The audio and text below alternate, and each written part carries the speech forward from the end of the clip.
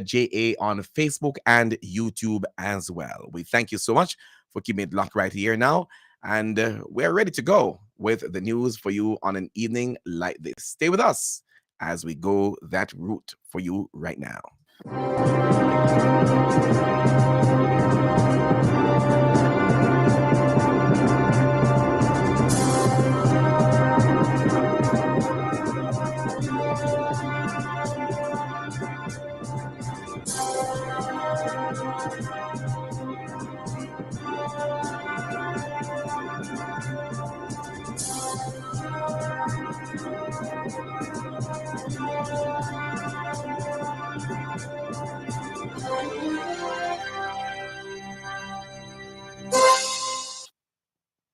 Good evening and welcome to our platforms, nrpmediaja.com, also Facebook and YouTube at NRP Media JA. It's Friday, January 26, 2024. I am Lou Ann Bramwell Shakes with the NRP Evening News Roundup. We also have Leon in studio. Good evening to you. Here are the headlines. Constitutional Court orders that motorists be refunded for traffic fines imposed back some 15 years ago. PNP says that the refund mechanism will be a nightmare for the government. European Union, the EU, is encouraging investors from across Europe to participate in Jamaica's renewable energy and digital projects. More than 620 educational institutions island-wide are now connected to the internet under the National Broadband Initiative. Fraud Squad of the Counterterrorism and Organized Crime Investigation Branch making strides in the fight against electronic fraud in Jamaica. And in sports, Nathan Ake's late goal gave Manchester City their first victory in 6 visits to Tottenham Hotspur Stadium and a place in the FA Cup 5th round. The news today is brought to you courtesy of NRP Radio, reaching you where you are. No boundaries, no limitations. Ladies and gentlemen, here it is. NRP Media and Radio. The most listened to radio show on the planet. Even the other stations are tuned in too. Reaching you where you are. No boundaries, no limitation.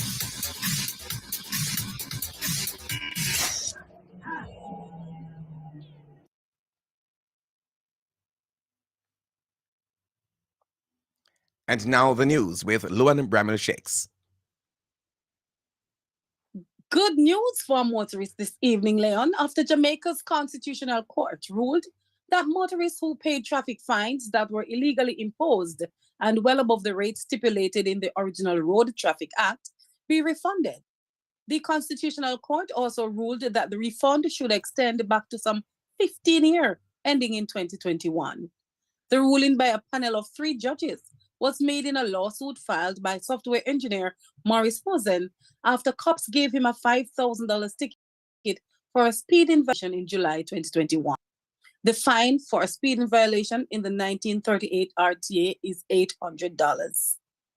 The mechanism for the refund will be determined by the judges after attorneys for Hosen and the government make suggestions during a hearing scheduled to take place in March. Hosen contended through his attorneys, Gavin Goff, Jamar Clark, and Matthew Royal from the law firm Myers, Fletcher and Gordon, that at the time he was ticketed, fines or fixed penalties for traffic offenses under the 1938 RTA were not increased by the legislature or the transport minister, as is mandated in Section 116 of the legislation. Instead, the fines were purportedly increased by then Finance Minister Dr. Omar Davies in 2006 and again in 2007, as if there were taxes or duties under the Provisional Collection of Taxes Act, and the Constitutional Court agreed. The Provisional Collection of Tax Road Traffic Order of 2006 and 2007 are null and void, and of no the court declared in one of 10 orders handed down in the case. It is declared that motorists who have paid some state traffic tickets issued 15/2006, November 3, 2021, which exceed the fixed penalty described in the RTA 1938, are entitled to refunds of sums paid in excess on proof of payment, the court ruled. Meanwhile, in a quick reaction to the court ruling, the opposition spokesman on transport, Michael Phillips, says the ruling will be a nightmare for the government in many ways than one. He spoke in an interview with NRP News. Not that we were condoning persons for not paying their tickets, but the government had a system that did not work. And now it is obvious, and it is now showing up by the ruling of the Constitutional Court. But based on what I'm seeing here, the government through the Jamaica Constabulary Force will be called to books, because here a motorist was given a $5,000 ticket for a violation that cost only $800. Well, that comes down now to the judge. If the judge, if he had gone to the court, would be what was the reason why he would have charged him more than what the ticket was supposed to be. But I know that there was the even the general in her then and the Minister of National Security. I mean, we're very forceful that people should pay and should pay what the courts order them to pay. And so now you have the ruling. Now they will have to deal with it. I guess, but it wouldn't impact the People's National Party, because it wouldn't have been a People's National Party administration that would have done that. It comes down to the police force itself, and remember, this case came back because came into being because a motorist felt unjustly charged and taken to the courts itself for an outstanding ticket. Remember, it was this administration who set the date of paying from X date to Y date. So, even they charge, the payment would have during now, but this is not about the administration itself. It's about the rule of law, that persons feel unjustly charged and fines paid. And now that a citizen took it to the Constitutional Court, you have a ruling, but it's going to be a nightmare in how to administer this. That was the opposition spokesman on transport, Michaela Phillips, giving a reaction there to the latest ruling from the High Court, which has indicated that motorists who would have paid traffic fines that were illegally imposed and well above the rates stipulated in the original Road Traffic Act, that they be refunded. We'll have more on this story as it develops. Over to you, Luan. The European Union is encouraging investors from across Europe to participate in Jamaica's renewable energy and digital projects. Director with the EU, Felix Fernandez Shaw, who is on a 3-day visit to the island with an EU investment mission, says it is now time to unlock European investments in Latin America and the Caribbean for key technologies, green energy, and digital transition. Mr. Shaw was speaking at a media breakfast at the Fairway Avenue EU Ambassador's residence in Kingston yesterday. The director said the aim is to support companies that want to invest in Jamaica, and the mission is also interested in supporting the government and other groups in attracting those investments in key areas. The EU director underscores that the group wants to support EU companies that come to Jamaica and who produce and distribute renewable energy. Part of the plan, the EU director reiterated, was also to promote the global gateway investment agenda and to explore opportunities for economic cooperation in the country. The EU boss added that the team is particularly focused on supporting Jamaica's green and digital transition and transforming the Kingston Harbour into a sustainable logistic hub in the Caribbean. More than 620 educational institutions island-wide are now connected to the internet under the National Broadband Initiative. Minister without portfolio in the Office of the Prime Minister with responsibility for skills and digital transformation, Senator Dr. Dana Morris Dixon, made the disclosure during the Forum for Innovations in Teaching held at the National Arena on Thursday. Noting that that is a very big deal, Dr. Dana Morris Dixon said this is in addition to all the municipal corporations, the many ministries, departments, and agencies of the government, and also the courts across the island that have been connected. The National Broadband Network aims to have every household and every community connected to the internet. Under the initiative, Jamaicans will be provided with a minimum level of broadband speed as a basic requirement. They will benefit from high-speed broadband being provided as close as 5 kilometers to most homes and businesses. Minister Morris Dixon also informed that phase 1 of the national fiber optic cable installation exercise is now 100% completed. More than 700 kilometers of fiber optic cables have been installed across Kingston and St. Andrew, St. Catherine, Clarendon, Manchester, St. Elizabeth, Westmoreland, Hanover, Trelawney, and St. Anne. Dr. Morris Dixon said a lot of work has been done and the fiber optic is obtained, or rather be owned by the government of Jamaica for use by our educational institutions and government entities. She further indicated that the first of 3 phases comprising the National Microwave Project was completed in September 2023, with work on the now underway. Jamaicans are being urged to be vigilant when navigating the digital space as the growing connectedness of the world continues to create privacy challenges. Chief Technical Director in the Information and Communications Technology Division in the Office of the Prime Minister, Joaquin Murray, said that vigilance and awareness are the first lines of defense in protecting one's personal data. According to Ms. Murray, all Jamaicans must be mindful about automatically clicking accepting cookies on a website or wantonly granting permission to applications to be downloaded. He reminded persons navigating the social media space to scrutinize every request and not be afraid to rescind consent once given. Ms. Murray was addressing yesterday's Data Privacy Commemorative Conference staged by the Office of the Information Commissioner, OIC, at the University of the West Indies Regional Headquarters in St. Andrew.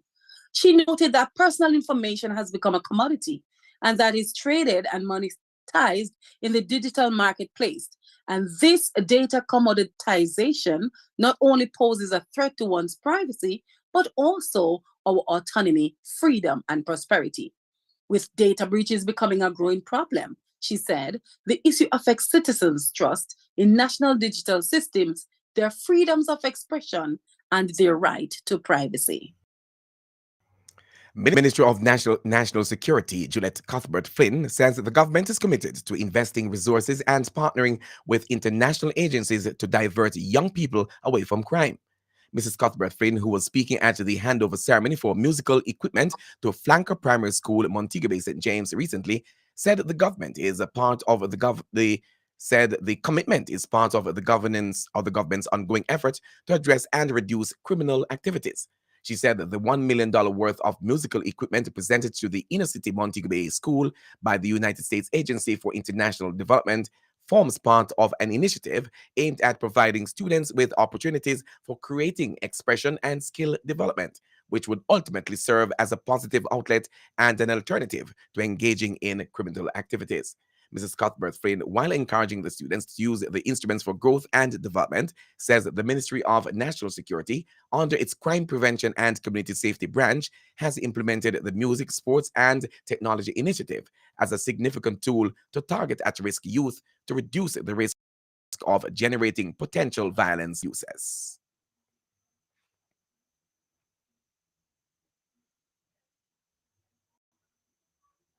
And continuing the news.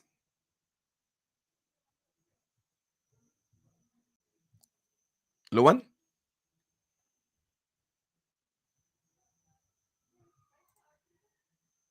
All right, we've lost Luan there for a minute. Let me... Sorry about that, Leon. Sorry about that. Thank you. Go right ahead. The fraud squad of the Counterterrorism and Organized Crime Investigation Branch of the Jamaica Constabulary Force, the JCF, continues to make significant strides in the fight against electronic fraud in Jamaica. Since the start of the year, the police have arrested a number of persons involving phishing and smishing activities targeting local bank account holders. The police says from January 1 to January 2024, it has successfully arrested and charged 6 individuals for various offences relating to fraudulent activities, cumulatively involving funds amounting to just under JMD $6 million. These offences include unauthorized access to computer data, simple larceny, conspiracy to defraud, unlawfully making data, device available for the commission of an offence, and breaches of the Proceeds of Crime Act. These individuals arrested and charged are Odine Watson for fleecing 900,000 Jamaican dollars, Dijon Daly, that is 92,000 Jamaican dollars, Shadessa Thomas, 2 million Jamaican dollars, Kamoya Hunter, 2.3 million Jamaican dollars, Nicholas Nesbitt charged jointly with Hunter and Joel Williams, 689,000 Jamaican dollars. The total sum defrauded is 5.981 million Jamaican dollars. The JCF says these arrests underscores their commitment to protecting citizens from these evolving cyber threats. You're listening to news on NRP Radio, your primary Christian source for news and sports. The weather on nrpmediaja.com, reaching you where you are, no boundaries, no limitations whatsoever. Ladies and gentlemen, here it is. NRP Media and Radio. The most listened to radio show on the planet. Even the other stations are tuned in too. Reaching you where you are. No boundaries, no limitations.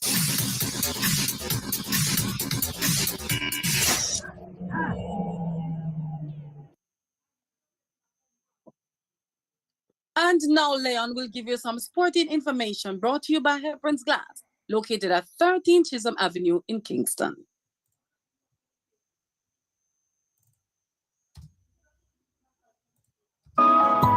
Hepburn's Glass Supplies is the latest trend-setting supplier of glass and mirrors in the industry. We specialize in tinted and clear glasses, as well as mirrors for all your windows, doors, and closets at very competitive prices. To maximize your shopping experience, we stock 316 and 1/8 mirror thickness and 316 and quarter thickness in our entire stock of float glasses. We have in stock gloves, cutters, and suction cups at unbeatable prices. Our customer service is second to none, with same-day cutting for your specific measurements. Visit our office at 13 Chisholm Avenue, Kingston 13. Call us at 9080962 or email hepburn.glass@gmail.com. Hepburn's Glass, quality service is our priority.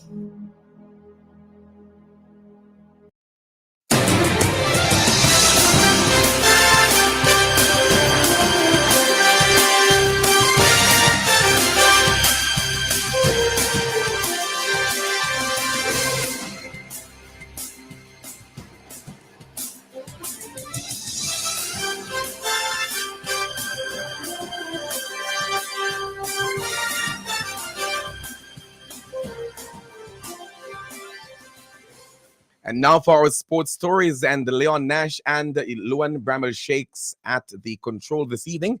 And on football, Jamaica has been drawn in Group E alongside Guatemala, Dominican Republic, Dominica, British Virgin Islands, or the U.S. Virgin Islands. This as the 2026 CONCACAF World Cup qualifier draw commences. And with the word now out regarding the qualifying draws, assistant coach of the Reggae Boys, Maron Gordon, has a reaction to the latest development. You know, everybody's constantly building. I think this draw, you know, people might see it and say, hey, Jamaica should run away with this. But if you look at how people develop in their football in their country, you know, look at Dominican Republic, what they did with U20s the last time around against us. And, you know, they're constantly building. They're constantly looking players from Spain that have heritage that can play for them. You know, so we can't take anything for granted. We just need to, you know, do our part of the job, you know, start out our campaign as positive as we can. You know, when you look at Dominica, you know, they have players playing in the lower league in England.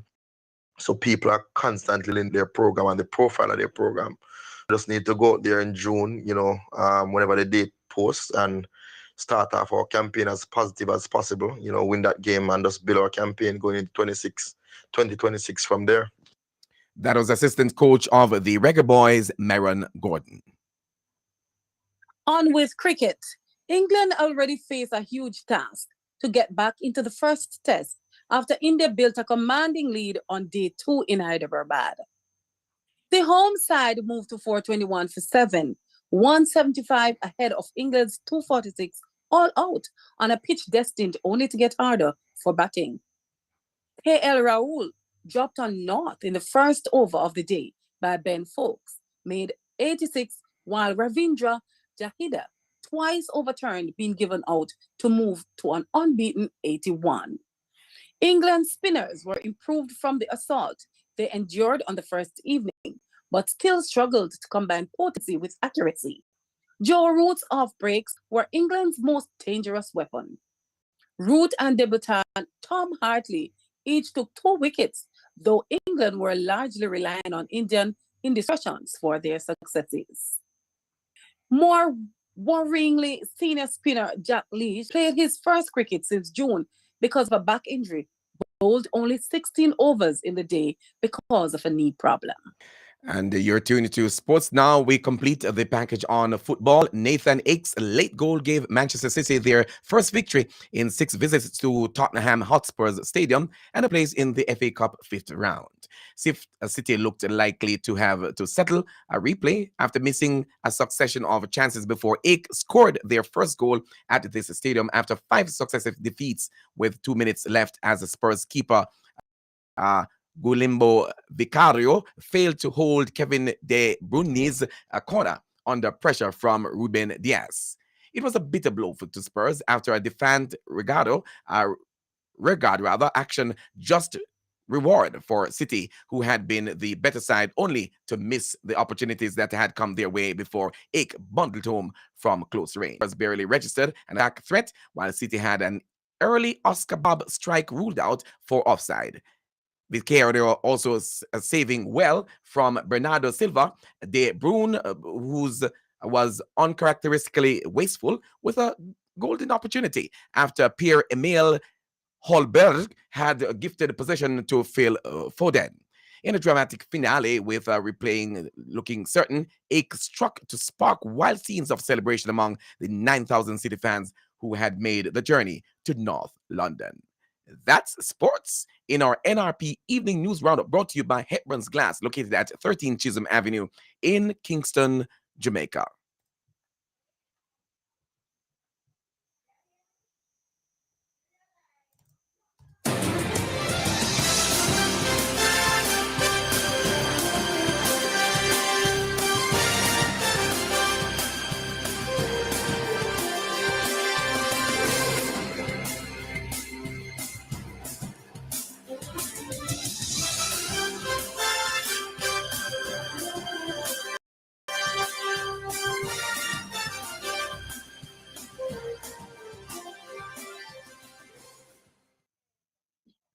We promise to bring you a good news story as often as we can. If you know of or are aware of any event or person whose good story we should highlight, please send this information to our email address at nationalreligiousmediaja@gmail.com or call WhatsApp 876-336-9928. That's the local news and sports. Stand by now for the latest international news, courtesy of The Voice of America.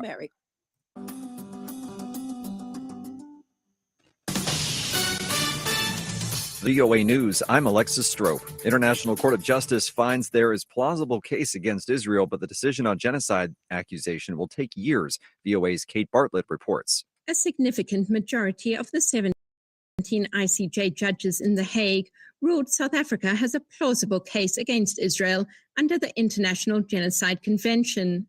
However, the top UN court includes provisional measures only, with a full verdict on the genocide allegation expected to take years. The ICJ essentially ordered Israel to make every effort to avoid killing Palestinians and prevent acts of genocide, as well as to allow aid into Gaza. While the order is legally binding, there is no enforcement mechanism.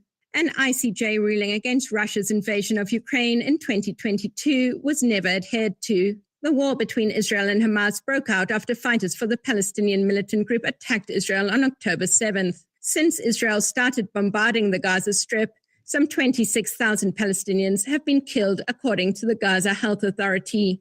Kate Bartlett, VOA News, Johannesburg. And that's the latest international news, courtesy of the Voice of America. And now, for the weather report and forecast, coming your way right here on NRP Media and NRP Radio, reaching you where you are. No boundaries, no limitations whatsoever.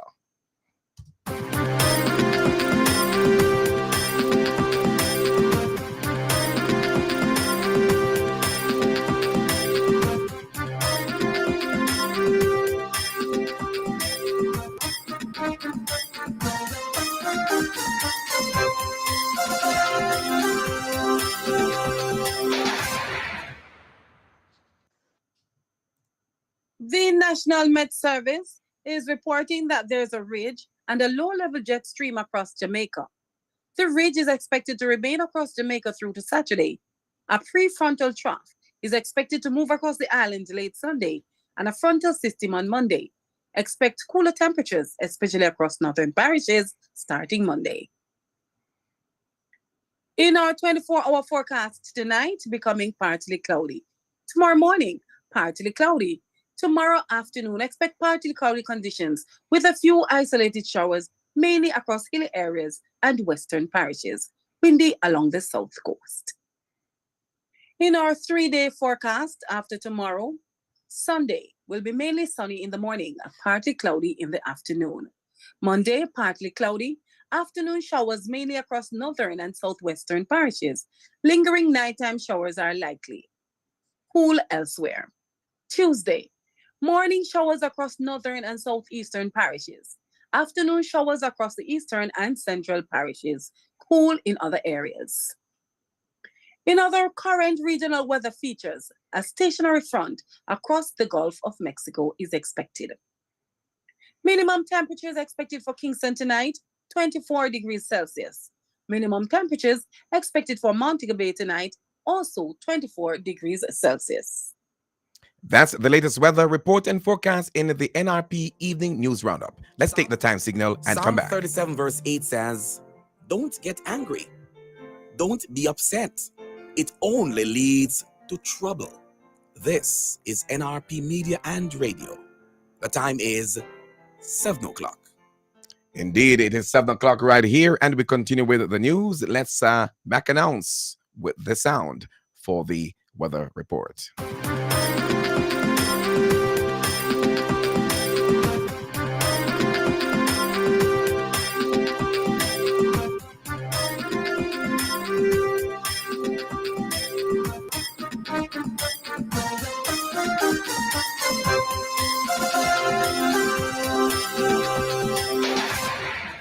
With that, we've come to the end of our news presentation for this evening. Before we go, here are the headlines once again. There is an uptick in the use of a contactless clearance process at customs during the December busy season. Let's take that from the top with the headlines. A constitutional court orders that motorists be refunded for traffic fines imposed back some 15 years ago. PNP says that the refund mechanism will be a nightmare for the government. European Union is encouraging investors from across Europe to participate in Jamaica's renewable energy and digital projects. More than 620 educational institutions island-wide are now connected to the internet under the National Broadband Initiative.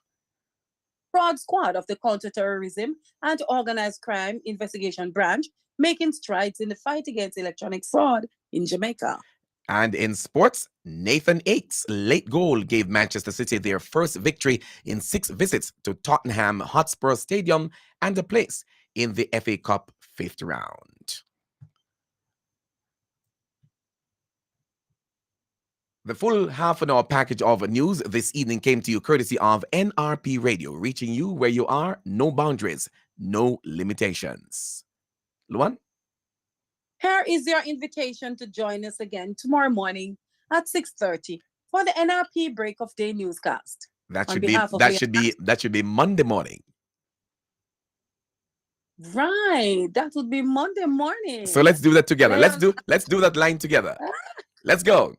Here is Here your is your invitation invitation to to join join us us again again Monday morning Monday morning at at 6:30 6:30 for the for the NRP NRP Break Break of Day of Day newscast. newscast. Over to you. On behalf of Leon Nash and the other members of the news and production teams, I am Lou Ann Bramwell Shakes We encourage you to for the join NRP this News. growing medium. Feel fulfilled and informed. Luan? Have a good rest of your evening.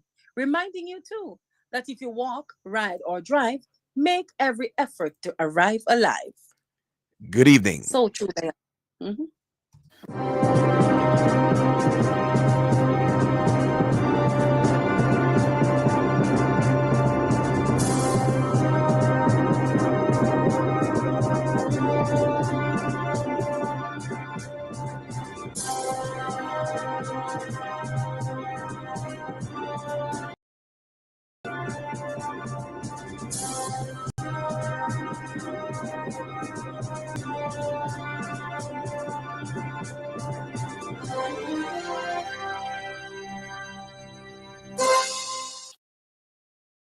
Thank you so much for keeping it locked right here on the station. You know that coming up at 9 o'clock on an evening like this on Facebook Live on nrpmediaja.com. 9 o'clock this year, Friday night, the Weekend's Gospel Show with yours truly will be on. How would you dare miss such a show? We're looking forward to you joining us at 9 o'clock tonight. Yes, with yours truly, Leon Nash, as we come to you with the Weekend's Gospel Show. You can't afford to miss out on that one because we've got interesting music. You're going to be part of it. We can't leave you out at all. So stay tuned as we bring that to you. For the moment, we're going to be switching off from the YouTube channel and the Facebook channel as well, but radio on nrpmediaja.com will continue. I want to hasten as well as we wrap up here to say good evening to those of you who are on the connecting partners. Of course, we've got Caribbean Vibes Radio over there in Massachusetts. We've got Gospel Expression Radio in New York, and we should be making a link with Joyful FM over there in South Africa in the weeks to come. Thank you so much for keeping it locked right here. We're going to take a pause from the social media and continue on our platform, nrpmediaja.com, with normal programming. We thank you for patronizing us this evening and continue to do so 6:30 every morning, Monday through to Friday, and 6:30 p.m. Monday to Friday, right here on NRP Media. Thank you.